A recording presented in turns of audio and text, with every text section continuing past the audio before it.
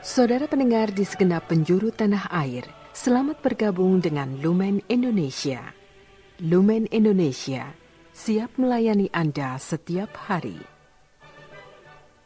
Saudara terkasih, marilah kita bersatu dalam Tuhan kita Yesus Kristus yang tidak berubah dahulu, sekarang, dan selama-lamanya. Allah Sang Maha Rahim mengasihi dan menerima sebagaimana adanya kita.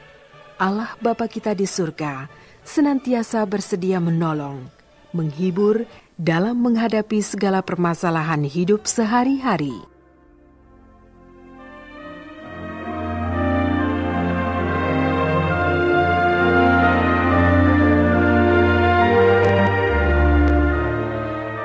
Saudara-saudari, marilah kita mendengarkan renungan dengan judul Jangan mengandalkan apa-apa.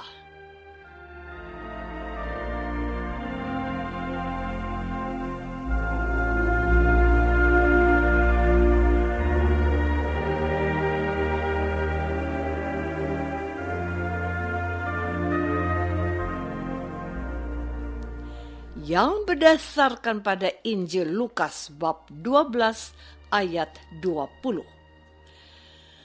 Tetapi firman Allah kepadanya, "Hai engkau orang bodoh, pada malam ini juga jiwamu akan diambil daripadamu, dan apa yang telah kau sediakan, untuk siapakah itu nanti?"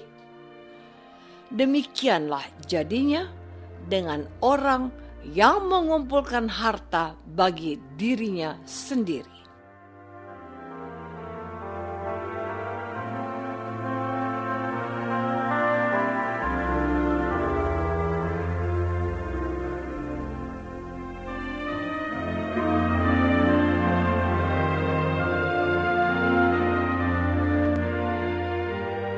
Dalam nama Bapa dan Putra dan Roh Kudus.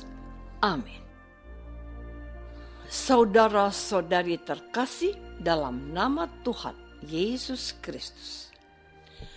Apa yang saya kutipkan pada awal renungan hari ini merupakan bagian akhir dari perumpamaan Yesus tentang orang kaya yang bodoh. Perumpamaan ini disampaikan Yesus kepada seseorang yang minta Yesus menjadi hakim untuk pembagian warisan antara dia dan saudaranya. Di dunia ini, harta atau warisan ternyata dianggap penting oleh sebagian besar orang. Orang berusaha sekuat tenaga agar miliknya tidak hilang atau dirampok atau dirampas dari dirinya, karena dari situlah dia berharap bisa melanjutkan hidupnya. Bahkan ada orang yang mengumpulkan sekian banyak harta untuk diwariskan kepada keturunannya sampai 7 generasi. Pernah dengar informasi 10 orang kaya sedunia? Pernah dengar 10 artis terkaya di Indonesia? Pernah dengar 10 naga Indonesia? Mereka itu dikenal karena jumlah kekayaan atau hartanya. Tapi pernahkah mendengar 10 orang termiskin di Indonesia? Yang terakhir ini tidak ada surveinya, bukan? Saudara-saudari terkasih, sebagai pengantar dari perumpamaan ini, Tuhan Yesus menegaskan begini: berjaga-jagalah terhadap segala ketamakan, sebab walaupun seorang berlimpah-limpah hartanya, hidupnya tidaklah tergantung daripada kekayaannya itu. Lalu Tuhan Yesus menyampaikan perumpamaan orang kaya yang bodoh. Dikatakan orang ini memiliki hasil panen yang melimpah, yang cukup untuk hidupnya bertahun-tahun. Ia memikirkan untuk menjaga hartanya itu. Lalu dibuatnya gudang untuk menampungnya. Dan ia mau beristirahat untuk menikmati hari-hari selanjutnya. Tetapi kepada orang ini Tuhan berfirman, "Hai, engkau orang bodoh, pada malam ini juga jiwamu akan diambil daripadamu, dan apa yang telah kau sediakan, untuk siapakah itu nanti?" Demikianlah jadinya dengan orang yang mengumpulkan harta bagi dirinya sendiri. Dari kisah ini menjadi jelas bahwa kepemilikan akan harta atau kekayaan itu bukanlah jaminan yang bisa otomatis mensejahterakan hidup seseorang. Harta itu untuk keperluan hidup sementara di dunia. Tidak bisa dibawa mati atau mempertahankan atau memperpanjang hidup seseorang. Hidup kita ada di tangan Tuhan. Saudara-saudari terkasih, menjadi bahan pertanyaan dan refleksi. Untuk apakah seseorang memiliki harta di dunia ini, kalau ternyata hidupnya tidak bisa dijamin oleh apa yang dipunyainya?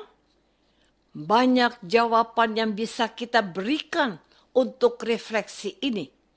Kalau orang tidak punya cukup harta atau uang, hidupnya akan berkekurangan dan hidupnya akan menderita. Orang senang kalau hidupnya berkecukupan. Bahkan ada orang yang tidak pernah puas dengan hartanya meskipun hartanya sudah cukup. Mau bukti? Orang yang sudah kaya bekerja lebih keras dari orang miskin untuk menambah pundi-pundinya. Ia bukan terlihat lebih kurus daripada orang yang hidupnya pas-pasan, sebab ia belum puas kalau targetnya belum diperolehnya. Sudah menjadi pejabat eselon 1 dengan gaji berlipat lebih dari PNS, tetapi tidak pernah merasa cukup. Jabatan menjadi kesempatan untuk memperkaya diri. Lalu ia melakukan tindakan tercela dengan melakukan kolusi dan korupsi. Namun setelah tertangkap, ia harus dimasukkan ke dalam penjara. Hidupnya merana, kena serangan berbagai penyakit yang selama ini bukan miliknya. Beberapa mati karena serangan jantung dan tidak kuat menjalani hukuman. Lalu, untuk apa perjuanganmu selama ini untuk mengumpulkan harta haram itu, bro? Cinta akan uang adalah akar dari segala dosa. Uang dan harta bisa membutakan mata dan membekukan hati seseorang karena ingin hidup berkecukupan dan berkelimpahan. Namun, hari esok seseorang siapakah yang bisa memastikan? Saudara-saudari terkasih, Tuhan bertanya kepadamu, untuk siapakah semuanya itu? Tidak ada yang kau bawa mati. Jangan hanya memikirkan kepentingan dirimu sendiri saja. Ingatlah, ada orang yang sangat membutuhkan perhatianmu. Tuhan Yesus sendiri sudah mengingatkan pendengarnya ketika ia diurapi oleh perempuan yang berdosa di Betania? Katanya, karena orang-orang miskin selalu ada padamu, tetapi aku tidak akan selalu bersama-sama dengan kamu. Matius bab 26 ayat 11. Firman ini mengingatkan akan dua hal, bahwa perbuatan si wanita berdosa itu untuk persiapan kematiannya, dan bahwa orang miskin harus tetap mendapat perhatian karena mereka selalu ada di antara mereka. Karena itu, mereka yang mendengarkan Yesus janganlah tamak dan berdalih untuk penghematan. Karena wanita ini sedang memuliakan Allah dengan cintanya karena ia bertobat dari dosa-dosanya. Maka kalau engkau memiliki kelebihan harta dan berkat dari Allah, muliakan Allah dan selamatkan sesamamu manusia yang bisa engkau bantu dengan harta dan milikmu yang dianugerahkan dari Tuhan. Hidupmu akan mulia kelak di hadapan Tuhan. Jangan ditunda berbuat baik, sebab besok belum tentu jadi milikmu.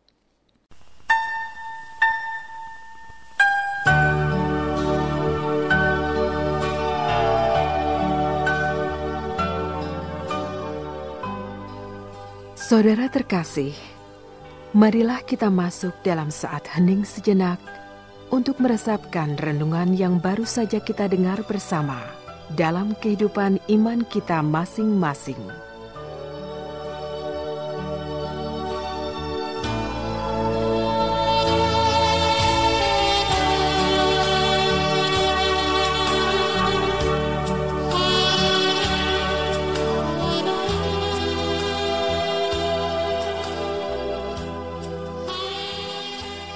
Apakah aku sudah menggunakan harta milikku untuk memuliakan Allah dan membantu sesamaku manusia yang membutuhkan pertolonganku? Marilah kita berdoa. Bapa yang Maha Baik, terima kasih sudah mengingatkan kami untuk tidak mengandalkan harta dunia ini. Bantulah kami untuk menjadi berkat untuk sesama kami dan berserah diri kepadamu yang memberkati kami. Demi Kristus, Tuhan kami. Amin. Semoga kita semua selalu dinaungi dan dibimbing oleh berkat Allah yang Maha Kuasa. Dalam nama Bapa dan Putra dan Roh Kudus. Amin.